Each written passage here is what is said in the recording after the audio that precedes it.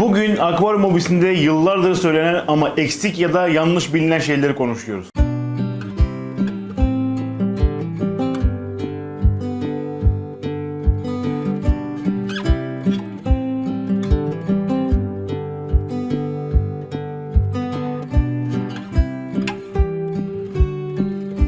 Selamlar, ben Murat ve bu videoda size akvaryumla ilgili söylenen en büyük yalanları derliyorum. Özellikle akvaryum hobisine yeni başladıysanız ya da balıkların dünyasını yeni keşfediyorsanız mutlaka bu yalanlardan, bu söylentilerden bir tanesine denk gelmişsinizdir. Çünkü bu hobide öyle bilgiler var ki insanlar o kadar uzun süredir bunları tekrar ediyorlar ki artık herkes doğru zannediyor. Ama bu bilgiler yüzünden birçok balık zarar görüyor ve birçok balık aslında hayatını kaybediyor. Bu videoda birçok yanlışı düzeltiyoruz. Birinci ve hemen her yerde söylenen en büyük yanlış: Japon balıkları fanusta yaşar. Benim şurada arkamda görmüş olduğunuz akvaryumda 4 tane oranda Japonum var. Yakında onlarla ilgili bir üretim serisi yapacağız. Dişinin yumurta toplamasını bekliyoruz. Japon balıkları fanusta yaşar mı? Bu soru aslında çok sık soruluyor ve çok sık tekrar edilen bir yanlış. Japon balıkları fanusta yaşar ama buna yaşamak denilemez. Bir balık suyun içerisinde hayatta kalıyor diye yaşıyor zannedemezsiniz. Çünkü fanuslar Japon balıklarının yaşaması için uygun ortamlar değiller. Japon balıkların oksijen ihtiyacı çok yüksektir.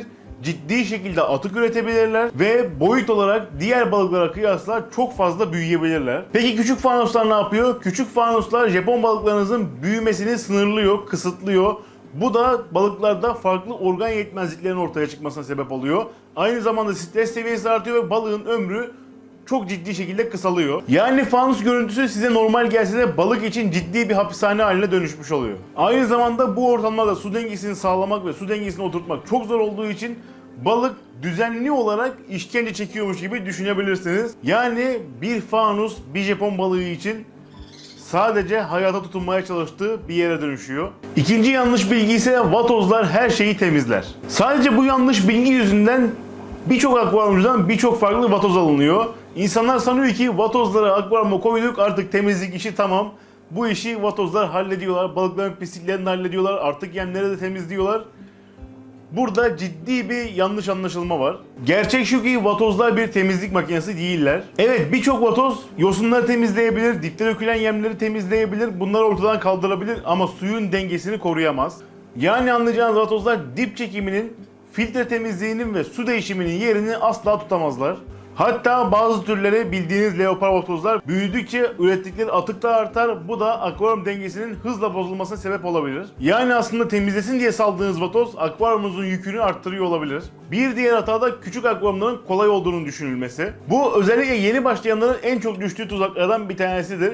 Küçük akvaryumun bakımı kolay olur, içerisine balık koyup yaşatmak kolay olur diye düşünerek herkes küçük hacimli akvaryumlar alıyorlar. İnsanlar küçük akvaryumları kolay sanıyor çünkü birincisi bu akvaryumlar oldukça ucuz.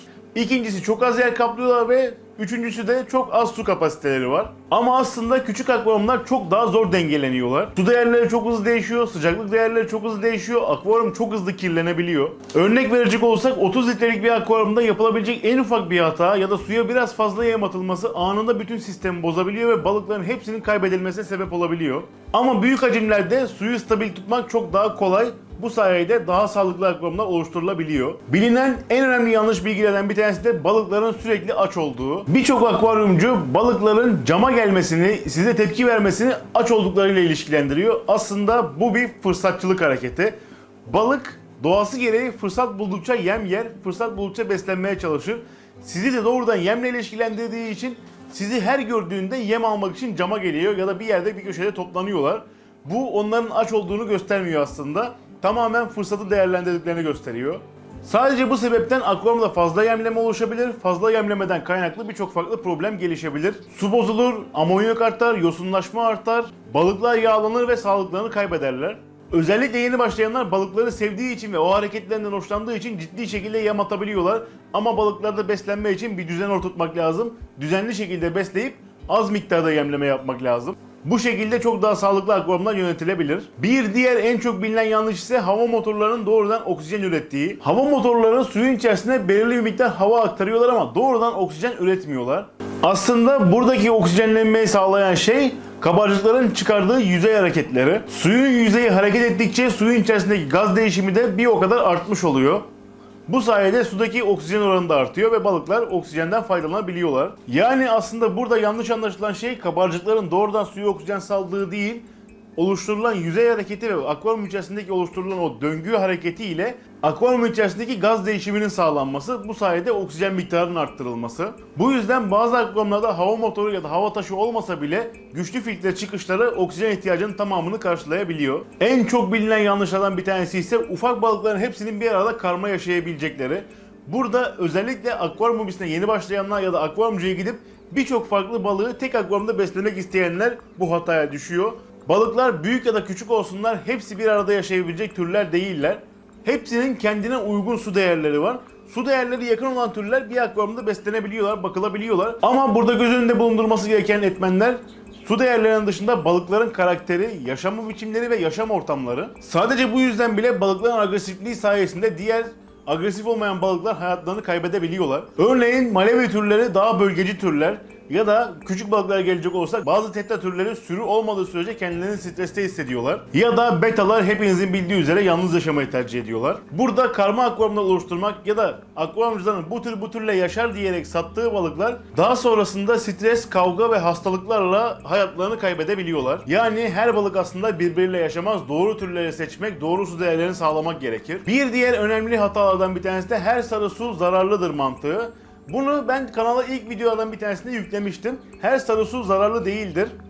Akvaryum içerisinde koyulan kökler, yapraklar, bitkiler suya salınım yapabilir. Özellikle tanen içeren kökler, tanen içeren yapraklar akvaryumda aslında sağlıklı bir denge kurulmasını sağlıyorlar.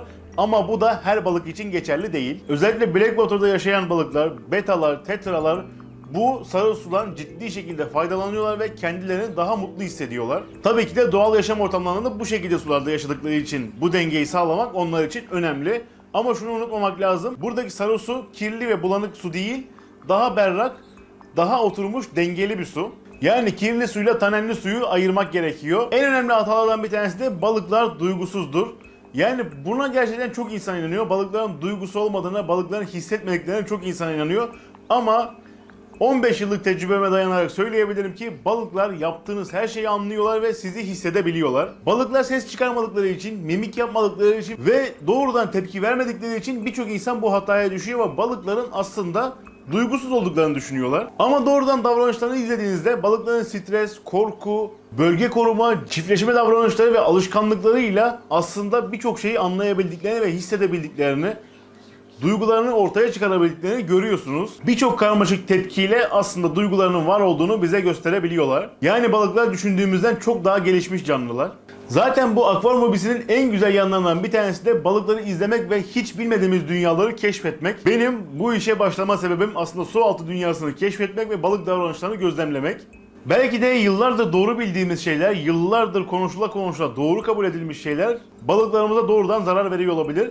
Elimden geldiğince bu videoda size doğru bilinen yanlışların aslında balıklara nasıl zarar verdiğini ve bunların sonuçlarını anlatmaya çalıştım. Bu hobideki en önemli şeylerden bir tanesi de aslında sürekli öğrenmek.